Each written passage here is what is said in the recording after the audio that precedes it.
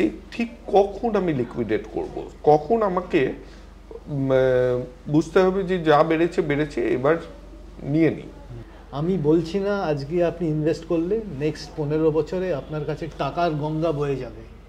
কিছু ব্যাংক এখন 7.5% সেভিংস অ্যাকাউন্টেই দিচ্ছে, সিনিয়র সিটিজেনদের বেশি দিচ্ছে। তো তাহলে কি এফডিতে রাখাটা সবচেয়ে সিকিউর হবে? আমি একদম এক্সপেক্ট করিনি যে 25 বছর বয়স্কা একজন প্রশ্ন করবেন। স্পেসিফাই করাটাও খুব রিস্কি। আমি ঠাট্টার ছলে বললাম। তার মানে কি রিটায়ারমেন্ট ফান্ডের সাথে একটা এমার্জেন্সি ফান্ড রাখলে বেটার হয়? বিনিয়োগকারী হিসেবে তোমার কাছে একটা খুব জরুরি প্রশ্ন, আমি এই 25 টাকাটা নিয়ে কি আমি সুইজারল্যান্ডে বেড়াতে চলে যাব?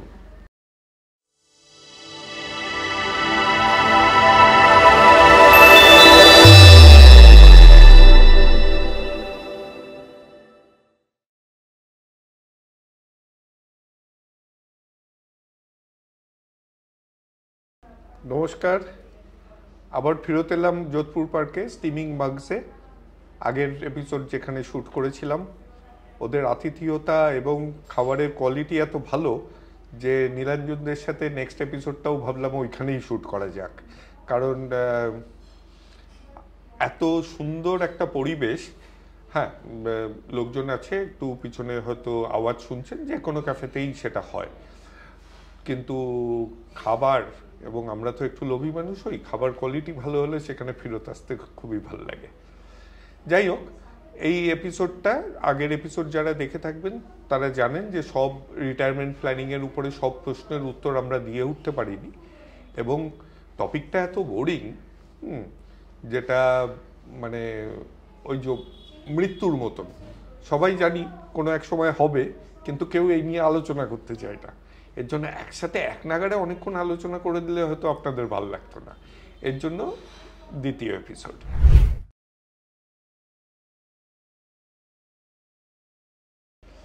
আজকেও সাথে নীলাঞ্জন দেই আছে। নমস্কার। কয়েকটা সময় না একটু পজিশনটা এক্সপ্লয়েট করতে হয়। তো যদিও ফার্স্ট এপিসোডে অংশুমান হাজরার প্রশ্ন নিয়েই শুরু করেছিলাম, কিন্তু এই এপিসোডটার যে প্রথম প্রশ্নকর্তা তার নাম অনিমেষ গোস্বামী। তো আমার, যারা জানেন না বলে দিই, 52 বছর বয়স, আর বেশি দিন কাজ করার খুব একটা ইচ্ছা নেই। মানে জীবনে তো অনেক কিছু করার আছে, রিটায়ার করাই ভালো। তো কিন্তু চিন্তা আছে, যেরকমভাবে চলছে সব কিছু।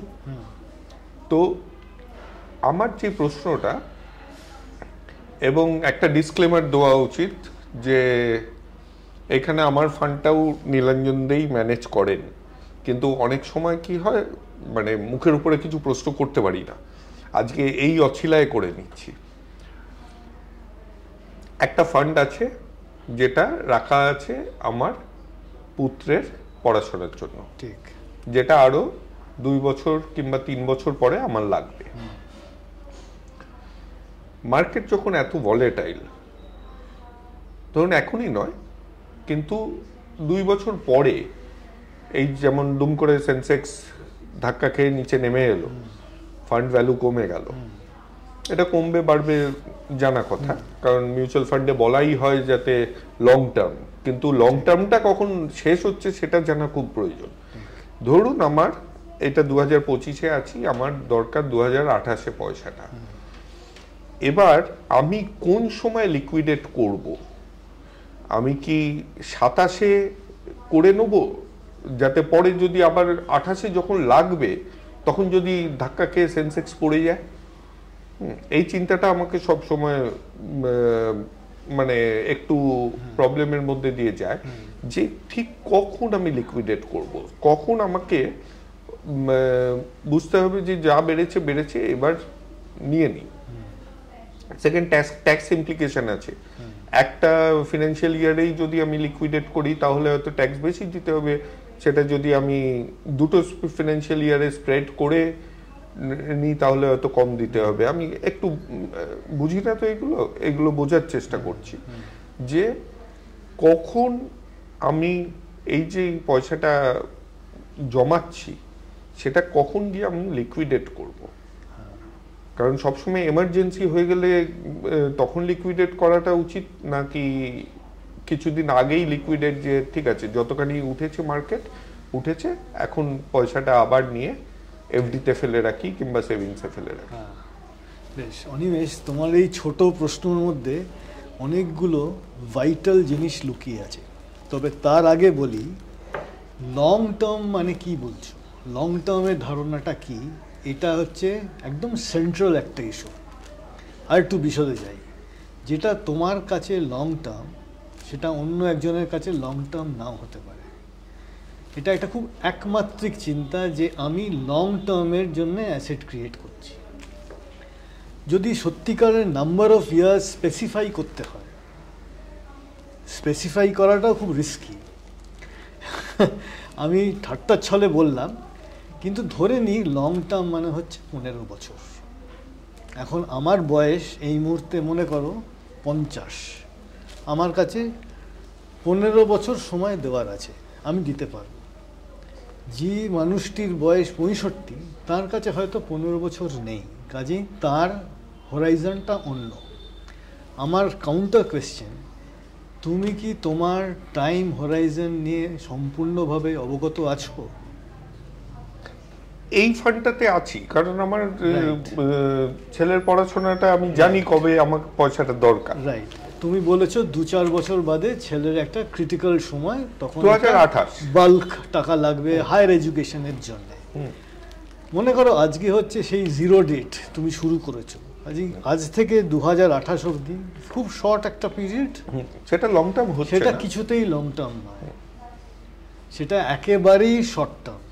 কাজেই তোমার ইনভেস্টমেন্টের স্টাইল বা অ্যাসেট মিক্স, সেইটার দিকে মন দিয়ে করতে হবে যেটা তোমার ইনভেস্টমেন্ট হরাইজনের সঙ্গে মিলিয়ে যায়। আমার হাতে সময় আছে 6 বছর, আমি কখনোই বিরাট 16 বছরের কথা ভেবে ইনভেস্টমেন্ট করব না, কারণ আমি জানি আমি একটা দাঁড়ি টেনেছি 6 বছরের মাথায়, অন্তত আমার পোর্টফোলিওর একটা অংশ হিসেবে। বাকিটা আমার 16 বছর থাকতে পারে, এগুলো সব মেটাফর হিসেবে নাও, এগুলো কোনো জেনারেল কিছু না। ব্যাপারটা হচ্ছে এই যে লং টার্মের ব্যাপার স্যাপার, লং টার্মের ডেফিনেশন প্রত্যেক মানুষের কাছে আলাদা। এইটাকে ব্যাকগ্রাউন্ড রেখে তোমার স্ট্রাকচারটা তৈরি করতে হবে, তোমার পোর্টফোলিওটাও সেইভাবেই মিক্স করতে হবে, এবং তোমাকে জানতে হবে কোন অ্যাসেটে কতটা ইম্পর্টেন্স দেবে, কাকে কি ওয়েটেজ দেবে। তোমার কাছে স্পেসিফিক একটা টাইম পিরিয়ড আছে ছেলের এডুকেশনের জন্য, সো নিজের বাকি যে টাইম পিরিয়ডগুলো অন্যান্য অবজেক্টিভ ফুলফিলমেন্টের জন্য লাগবে, সেই অঙ্কটা যেন তোমার কাছে থাকে। আরেকটা এক্সাম্পল, মনে করো ছেলে যখন হায়ার এডুকেশন, সেই বাল্ক টাকাটা খরচা হয়ে গেল, তোমার কাছে নেক্সট বিগ অবজেক্টিভ হচ্ছে হয়তো একটা খুব বড় ইউরোপিয়ান ট্যুর। ধরো 2 মাসের জন্যই তুমি ইউরোপে গিয়ে থাকবে, বেড়াবে, ঘুরবে। তার জন্যে তোমার একটা কিটি দরকার, ধরো আনুমানিক একটা 30 লক্ষ টাকা। মনে রাখো আমি আজকের প্রাইসে বলছি, 5 বছর বাদে আজকে 30 লাখ থাকবে না। তবে সেই জন্যে সেইখানে তোমাকে একটা ছোটোখাটো পকেট অফ ইনভেস্টমেন্ট করতে হবে যাতে ওই ইউরোপিয়ান ট্যুরটা সাকসেসফুলি হয়। সো এইরকম তুমি টাইম বাকেট, ইনভেস্টমেন্ট বাকেট তৈরি করে রাখো। কোথায় তৈরি করে রাখো? হয় মনের মধ্যে, নয় আরও বেটার আমার মতো মানুষের কাছে এসে, বা আরও বেটার একটা জায়গায় এক্সেল শিট অথবা হাতে কলমে লিখে করে রাখো। জানি না তোমার সবকটা পয়েন্ট কভার করতে পারলাম। আমার প্রশ্নটা থেকেই গেছে, আমি লিকুইডেট কখন করব? হ্যাঁ, ভেরি রাইট, ওটা মিস হয়ে গেল। লিকুইডেশন হবে তোমার অবজেক্টিভ ফুলফিলমেন্টের সময়, অথবা যখন কোনো প্রফিট বুকিং করার অপরচুনিটি আসছে। এই দ্বিতীয় কথাটাতে পরে আসছি।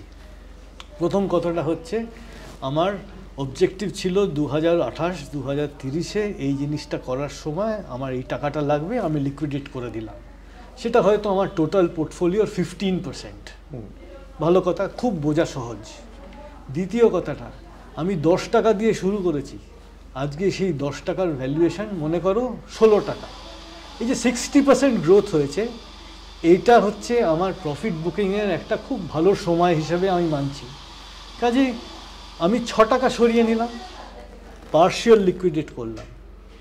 মনে রাখতে হবে liquidation is not without attendant issues, সেগুলো সাধারণভাবে হচ্ছে ট্যাক্স, অর্থাৎ আমাকে অন্ততপক্ষে লং টার্ম ক্যাপিটাল গেইনস দেওয়ার জন্য তৈরি হতে হবে ট্যাক্স।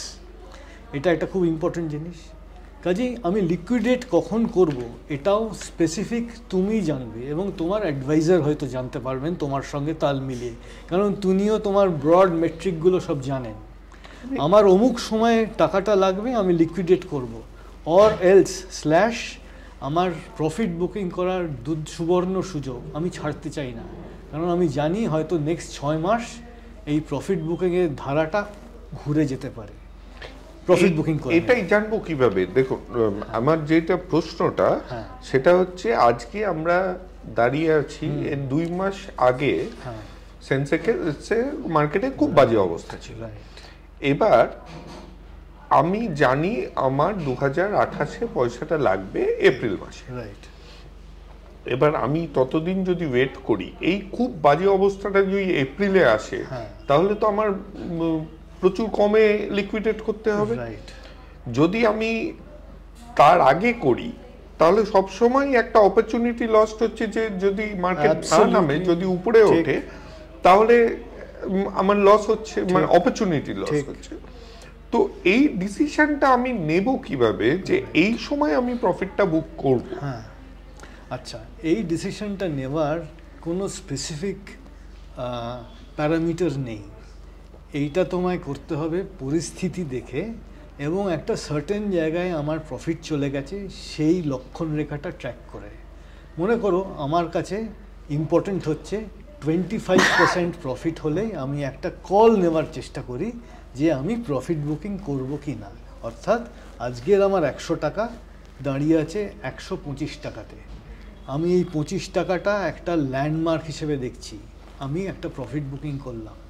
মনে রাখতে হবে আমি কিন্তু ফুললি কনসিয়াস, এই প্রফিটের উপর যে ট্যাক্স দেব সেটা আমার দায়িত্ব।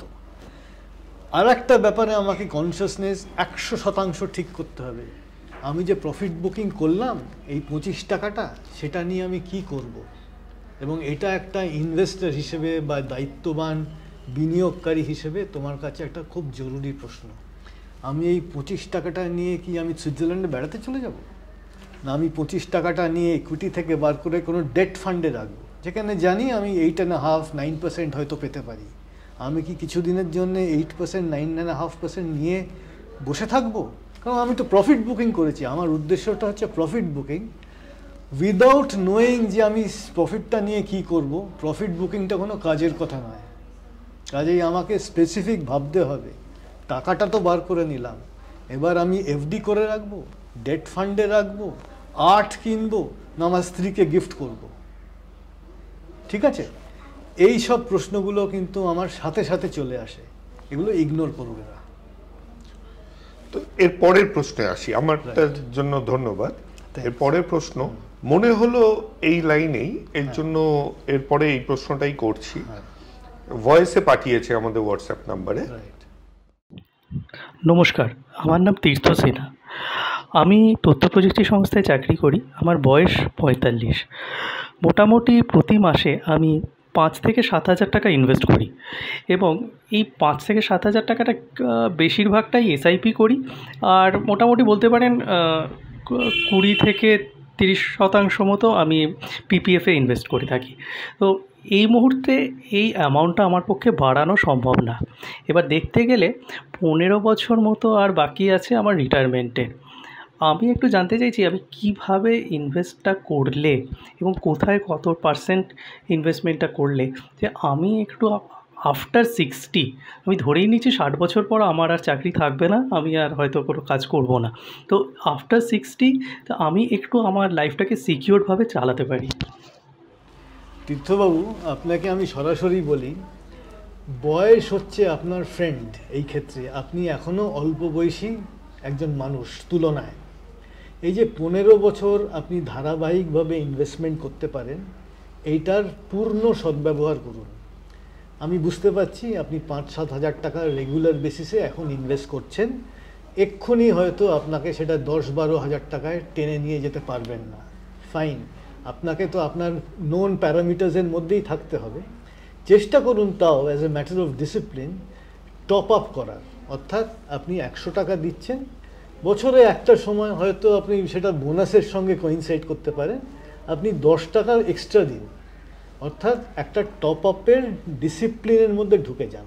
1 নম্বর। 2 নম্বর, এই যে 15 বছর টাইম আছে, আপনি বুঝতে পারছেন আপনার অ্যাসেট ক্লাস হচ্ছে ইকুইটি, উইচ ইজ ডেঞ্জারাস, কিন্তু তাও আপনার পক্ষে সহায়ক হবে। আমি বলছি না আজকে আপনি ইনভেস্ট করলে নেক্সট 15 বছরে আপনার কাছে টাকার গঙ্গা বয়ে যাবে, না, আমি বলছি এই যে 15 বছরের নিরবিচ্ছিন্নভাবে যদি আপনি ইনভেস্ট করতে পারেন, সেই সুবিধাটা আপনি পাবেন। আপনি ইনভেস্টমেন্ট করতে থাকুন, ইকুইটি যদি ফান্ড করেন, এসআইপি ইত্যাদি করেন, এসআইপি করুন, টপ আপের মধ্যে থাকুন এবং চেষ্টা করুন যাতে কেবল ইকুইটির মধ্যেই থাকতে পারেন। আমি জানি অ্যাসেট অ্যালোকেশনটা এখানে খুব ক্রিটিক্যাল, আপনি চেষ্টা করুন যথেষ্ট ডাইভার্সিফাইড হয়ে নানান ধরনের স্টাইল ফলো করে আপনি আপনার উদ্দেশ্যর দিকে আরও ফার্মলি এগোন। আপনার উদ্দেশ্য কি? যথেষ্ট রকম ক্যাপিটাল ফর্মেশন, যাতে at the time of retirement and thereafter আপনার জীবনটা যাতে ভালোভাবে চলে।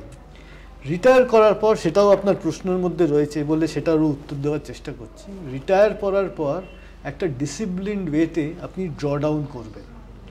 আমরা অনেক সময় বলে থাকি, তবে সেটাও একটা একমাত্রিক ভুল হয়তো অনেকের জন্যে, যে 6% ড্র ডাউন করাটাই ভালো, 7% ড্র ডাউন করাই ভালো, এই নিয়ে দ্বিমত আছে।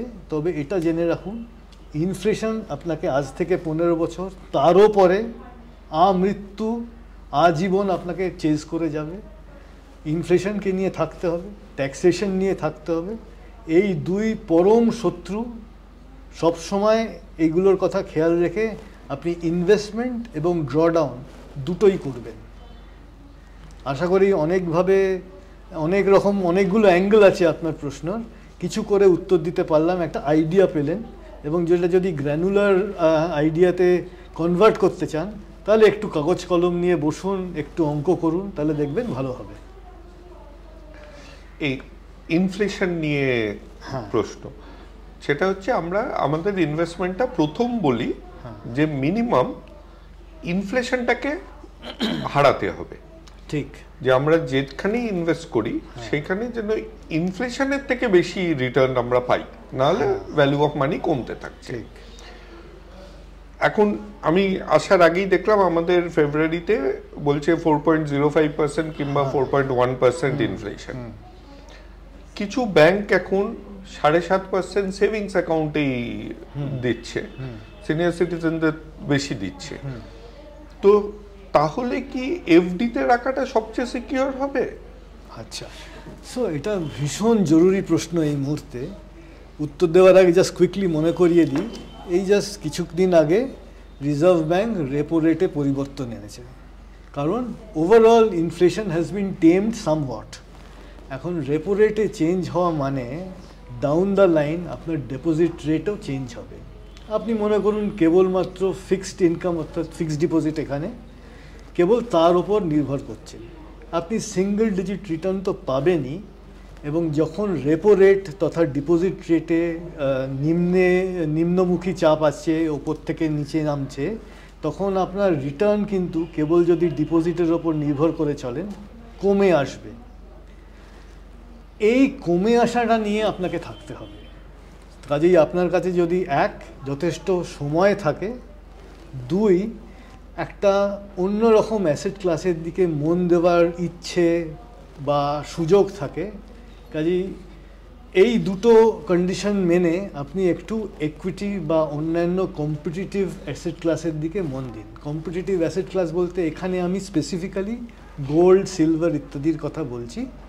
কেবলমাত্র ফিক্সড ইনকামের থেকে বেরিয়ে আপনি ইকুইটি এবং এই প্রেশাস কমোডিটি গোল্ড বিশেষ করে, আপনি দেখছেন এই মুহূর্তে গোল্ড কোথায় বা কীভাবে যাচ্ছে। আমি বলছি না আগামী দিনেও এরকম থাকবে, এই ধারাটা চলবে, তবে এগুলোর দিকে মন দিন। এই যে প্রশ্নটা আমি কি কেবলমাত্র এফডি করব এবং এফডির ওপর নির্ভর করব, এই প্রশ্নটা সঙ্গে যে অন্য জিনিসটা জড়িয়ে আছে সেটা হচ্ছে কেবলমাত্র এফডি সম্বল করে আপনি কত রিটার্ন পাবেন, খুব একটা বেশি রিটার্ন পাবেন না, এটা মনে রাখতে হবে। আচ্ছা, এর পরের প্রশ্নটা আমি যেটা করতে চলেছি সেটা আমার কাছে না খুব অবাক এবং খুব ভালো লেগেছে। কেন বলছি, অর্পিতা ঘোষ গিরিশ পার্কে থাকেন। আমি যখন রিটায়ারমেন্ট প্ল্যানিং নিয়ে আমরা যখন প্রশ্ন সোশ্যাল মিডিয়ায় চেয়েছি, তখন আমি একদম এক্সপেক্ট করিনি যে 25 বছর বয়স্কা একজন প্রশ্ন করবেন।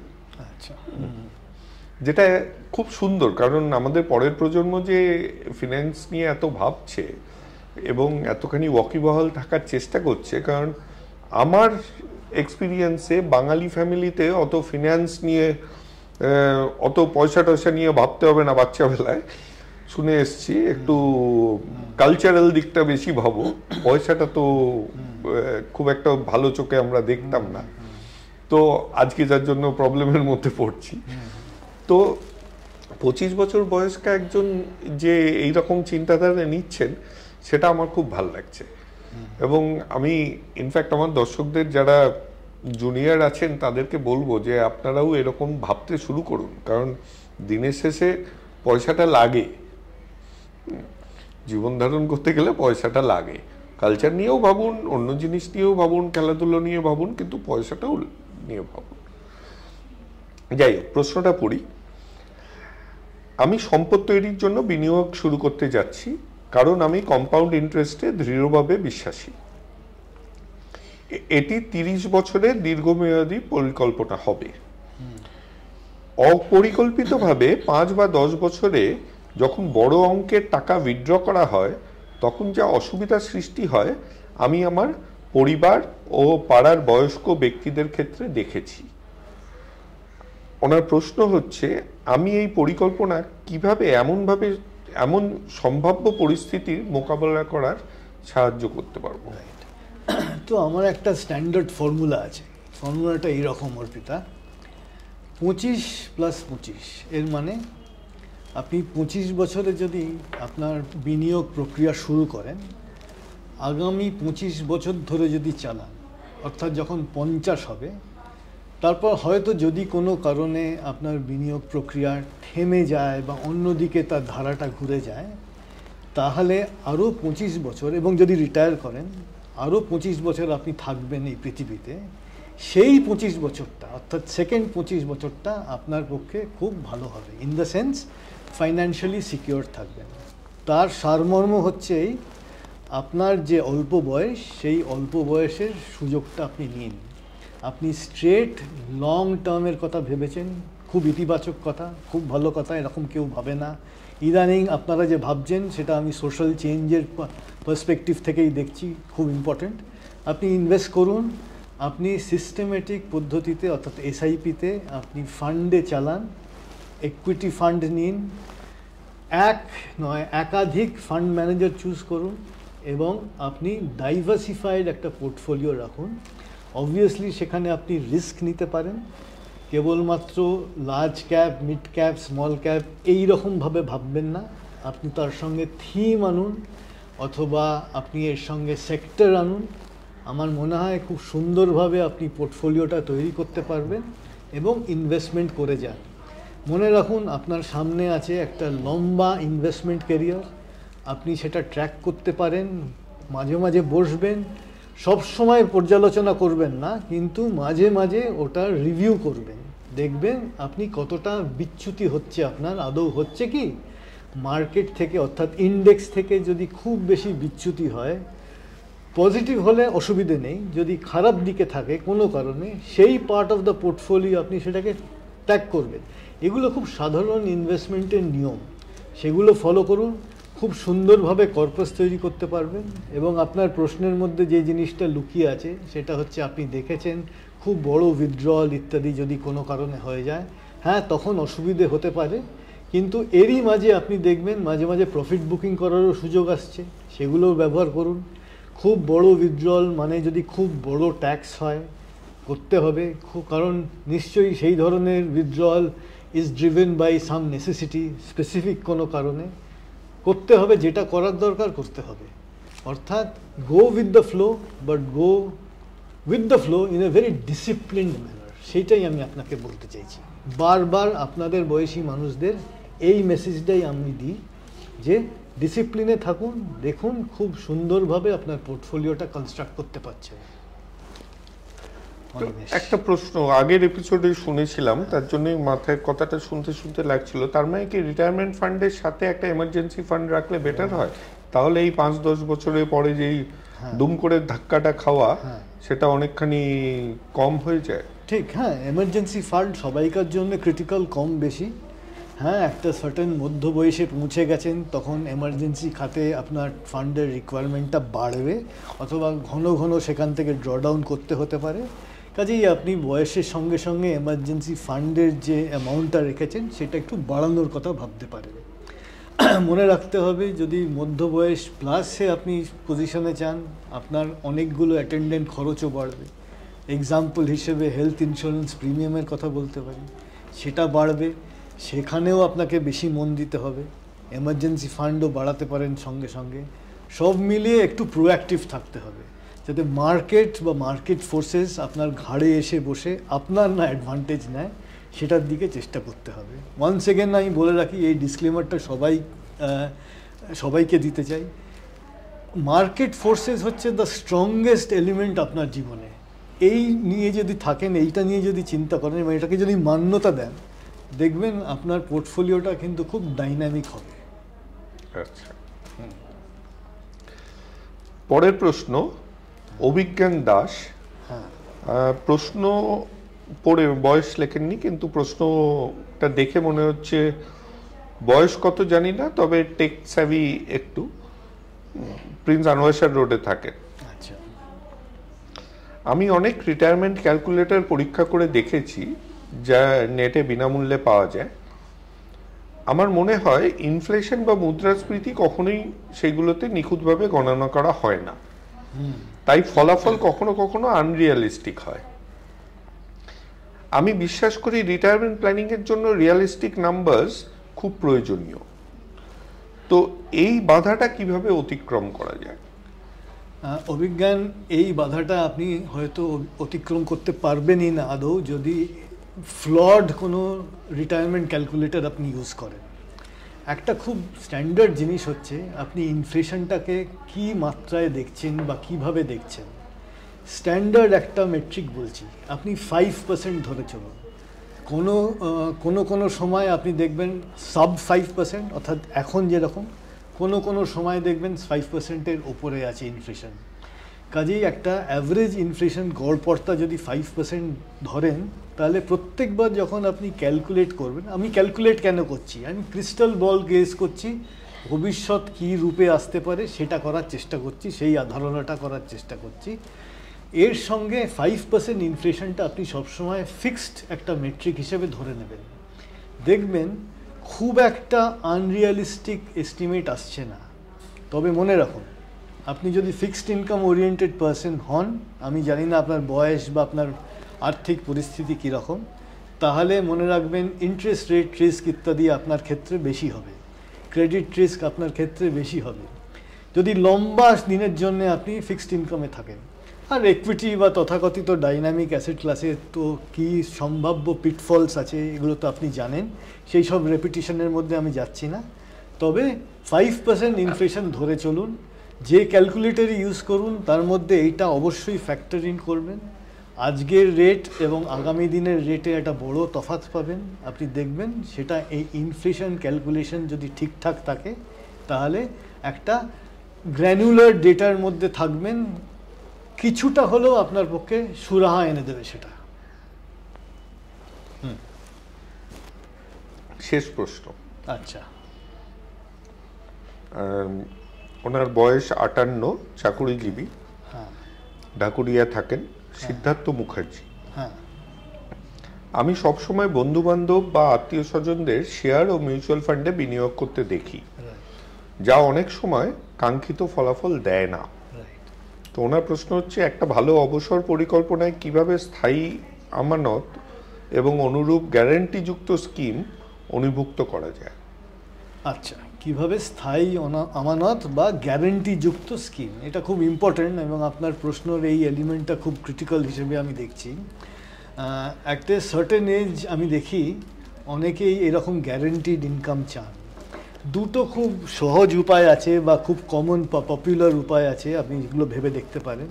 একটা তো অবভিয়াসলি ফিক্সড ইনকাম, যেগুলো আপনাকে একদম দিচ্ছে একটা সার্টেন এজ, একটা সার্টেন টাইম পিরিয়ড মেনে, সেটা হচ্ছে এফডি অথবা বন্ড বা ডেবেঞ্চার। এবং অনেক ধরনের বন্ড, ডেবেঞ্চার ইত্যাদি কমনলি অ্যাভেলেবল আছে, এগুলো আপনি কিনতে পারেন এবং অনেক ক্ষেত্রে লিকুইডিটিও আছে, অর্থাৎ বিক্রিও করতে পারবেন সহজে। সেটা ফ্যাক্টর নয়। যেটা ইম্পর্টেন্ট ফ্যাক্টর, যেটা নিয়ে আপনি একটা সিদ্ধান্তে আসতে পারেন, সেটা হচ্ছে অ্যানুইটি। অ্যানুইটি এখানে ইন্স্যুরেন্স কোম্পানি আপনাকে দেবে। একটা certain kind of insurance product যদি আপনি কেনেন, তাহলে একটা পিরিয়ড ধরে আপনি অ্যাকিউমুলেট করবেন এবং একটা লক্ষণ রেখা পার হওয়ার পর আপনি সেখান থেকে ড্রডাউন পাবেন, অ্যাজ এন স্থায়ী ইনকাম হিসেবে পাবেন। অনেক ধরনের অ্যানুইটি আছে। অ্যানুইটির দুনিয়াটা খুব বিস্তৃত, অনেক রকম ভেরিয়েশন আছে এবং সব সংস্থার কাছ থেকেই পাবে। ওয়ান্স এগেন বলে রাখি, আমরা কোনো স্পেসিফিক সংস্থা, কোনো বিশেষ ধরনের অ্যানুইটির কথা বলবো না, ইচ্ছে করেই বলবো না। অ্যাজ অ্যান ইনভেস্টর বা অ্যাজ অ্যান ইন্স্যুরেন্সের দিকে মন দিচ্ছেন এরকম পার্সন হিসেবে আপনি একটু খোঁজখবর নিলেই পেয়ে যাবেন। অ্যানুইটিটাও বেছে নেবেন আপনার পরিস্থিতির ওপর নির্ভর করেন। আপনি জয়েন্টলি নিতে পারেন, সিঙ্গেল অ্যানুইটি নিতে পারেন, আপনি annuity with return of purchase price ইত্যাদি নিতে পারেন। অ্যাজ আই সেড, অনেক টাইপের অ্যানুইটি পাওয়া যায়। অ্যানুইটি আপনার জন্য একটা সমাধান হতে পারে, অর্থাৎ একদমই সাধারণ পপুলার ফিক্সড ইনকাম, অর্থাৎ এফডি, বন্ড, ডেবেঞ্চার, এটা একদিকে, অন্যদিকে ইন্স্যুরেন্স কোম্পানির দেওয়া অ্যানুইটি, এই দুটো নিয়ে থাকতে পারেন। তাহলে আমার মনে হয় কিছুটা হলেও আপনার একটা সলিউশন পাবেন, অর্থাৎ যে স্পেসিফিক জিনিসটা আপনি খুঁজছেন বা যে স্পেসিফিক ব্যাপারটা আপনি চাইছেন নিজের জন্যে, সেইটা আপনি পারবেন। Thank you. ওনার বয়স 58।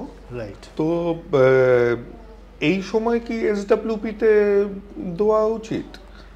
আচ্ছা, আমি ধরে নিচ্ছি যদি এসডব্লিউপি ফ্যাক্টরটাকে মান্যতা দিতে হয় যে আপনি অলরেডি একটা কর্পাস তৈরি করতে পেরেছেন, আপনি যদি এখনও কর্মক্ষম হন এবং উপার্জনশীল হন এবং আপনি যদি রোজগার চলে, তাহলে এসডব্লিউপি এখন আপনি চালু করবেন না।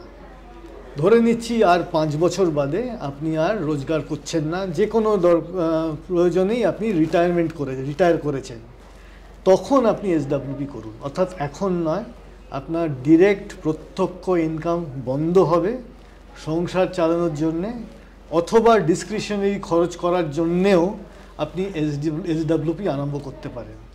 এসডব্লিউপিটা করবেন নিয়ম মেনে, অর্থাৎ ডিসিপ্লিন থাকে যেন আপনার কত পরিমাণে ড্র করছেন তার উপর নজর রাখবেন। অর্থাৎ টোটাল কর্পাসের কত পার্সেন্ট আপনি তুলছেন সেটা আলোচনা করুন, দরকারে এটা এক্সপার্টের সঙ্গে কথা বলুন।